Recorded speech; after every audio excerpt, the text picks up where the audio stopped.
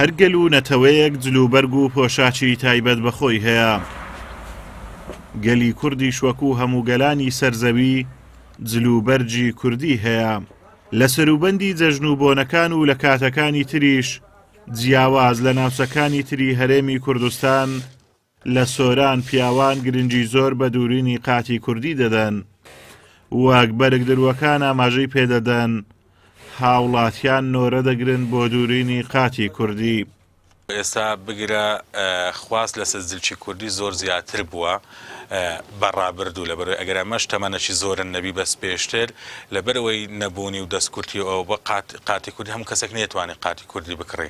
بەس ئێستا لەبەرەوەی بۆنەی تایبەتیان لۆدانایە لۆ زلکی کوردی و زائیدن نەورۆز و زەژنی قوربان و ڕەمەزان ئەوانە خەڵک زیاتر خواست لەسەر زلکی کوردیە. ئەگەرچی لەم ساڵانەی دوایی بەهۆی تێکەڵاوبوونی کەلتوری بێگانە پۆشینی جلوبەرجی کوردیش لە بەشێک لە ناوچەکانی کوردستان بەرەو کاڵبوونەوە چووە، بەڵام هێشتاش هاوڵاتیانێکی زۆر گرنگی بە پۆشاچی ڕەسەنی کوردی دەدەن. دوورینی پۆشاچی کوردی لای ئافرەتانیش لە سۆران هاوشێوەی پیاوان بایەخی تایبەتی خۆی هەیە.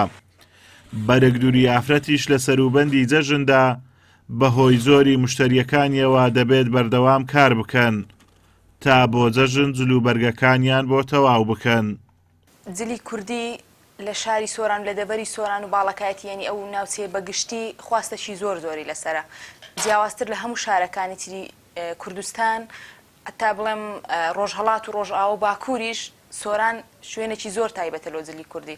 خەڵک جگە لە مناسەبات لە سۆران و دەبەری سۆران خەڵک بۆ کاری بۆ ژیانی ڕۆژانە بۆ بازار بۆ میوانی بۆ کاری ناوماڵ بە هەموو شێوەیەک هەر جلی کوردی زیاتر لەبەرە. جلی کوردی تایبەتە بە نەتەوەی کورد و بەشێکی سەرەکی کولتوری کوردیە. لە ڕووی شێواز و پۆشینەوە لە ناوچەیەکەوە بۆ ناوچەیەکی تری کوردستان جیاوازە. هەندێک گۆڕانکاری بەسەر شێوەکەی داهاتووە، بەڵام مۆرچی نەتەوەیی پاراستووە و توانیویەتی تا ئەمڕۆ بە زیندویی بمێنێتەوە لە نێو کوردان. ئازاد و مەراوەی کەناڵی ئاسمانی پەیام، سۆران.